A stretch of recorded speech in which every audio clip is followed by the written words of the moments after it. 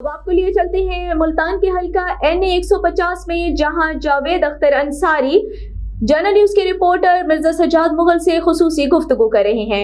Election commission of Pakistan की जानब से 8 से लेकर सुबह 5 शाम 5 बजे का टाइम दरकार था।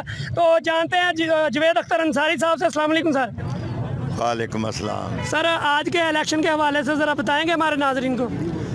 अल्हम्दुलिल्लाह, जिस तरह आज नवाज शरीफ के शेरों ने वोट कास्ट किए हैं, मेरे अल्लाह ने चाह दूर दूर तक ना तीर नज़र आएगा ना बल्ला नज़र आएगा।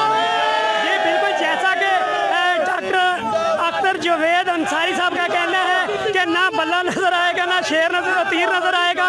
तो आज के जो यकीनी जीत है, इस हवाले से आप क्या पैगाम देंगे?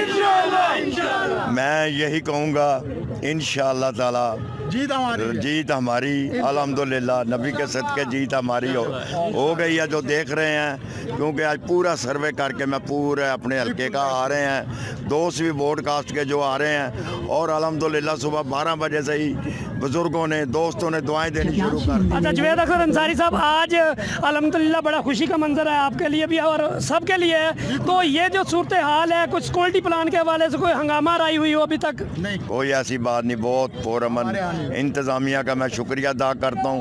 इतना अच्छा उन्होंने पूरा अमल एक्शन करवाया है कि यकीन करना, कहीं दूर दूर तक कोई